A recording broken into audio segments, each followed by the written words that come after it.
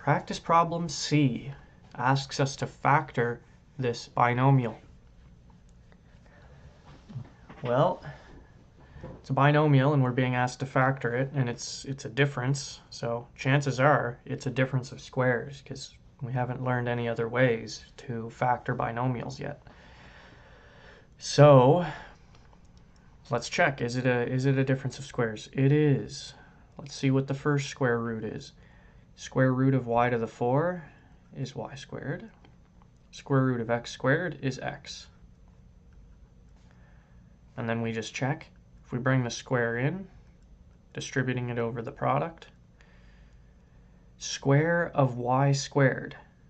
So I'll just remind us of this. The square of y squared, that's y to the power of 2 times 2, so y to the power of 4.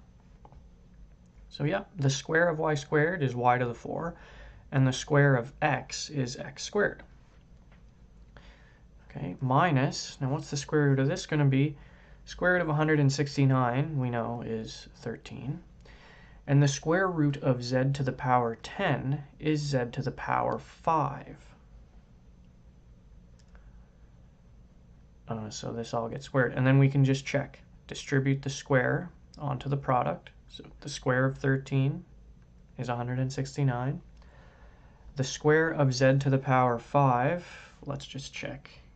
Z to the power 5 squared.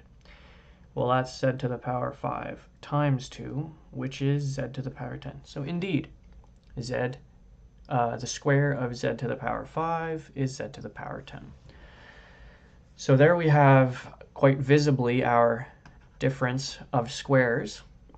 And now we know we can write the factored form of this by taking the first square root, y squared x, and subtracting the second square root, 13z to the 5, and then multiplying that whole thing by the first square root, y squared x, plus the second square root, 13z to the 5.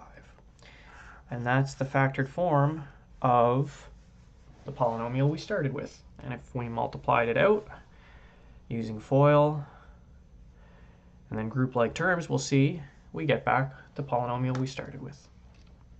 All right.